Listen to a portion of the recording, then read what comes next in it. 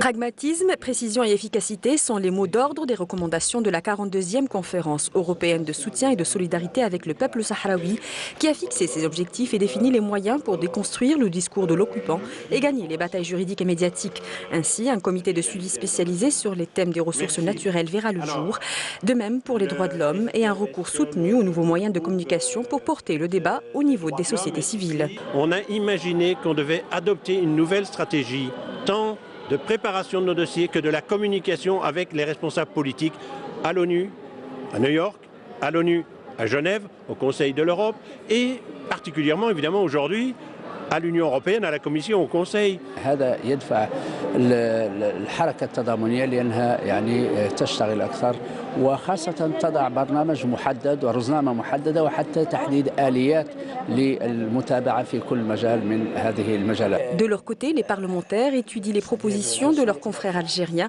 de créer un intergroupe au niveau mondial des députés favorables à la cause sahraoui. Si on reste toujours dans un même groupe, on ne peut pas activer. Donc on est obligé d'aller vers les autres, aller convaincre les autres par cette cause noble et juste.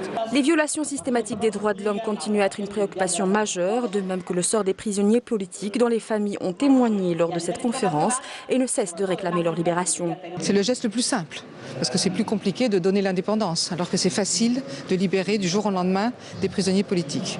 Or, ça fait 7 ans maintenant que les prisonniers de Gdeim Izik sont en prison.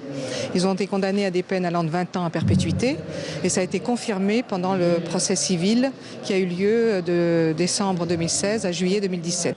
Les ONG, pour leur part, interpellent le secrétaire général des Nations Unies pour que cette dernière assume ses responsabilités telles qu'elles sont définies dans les textes onusiens. Simplement parce que le Sahara occidental est le seul territoire non autonome qui n'a pas de puissance administrante. S'il n'y a pas de puissance administrante, les Nations Unies doivent assumer leurs responsabilités sur ce territoire. Donc, ça veut dire l'inclusion du chapitre des droits humains dans le mandat de la MINURSO. Ça veut dire une présence plus forte et active de la part du Haut-Commissariat aux droits de l'homme.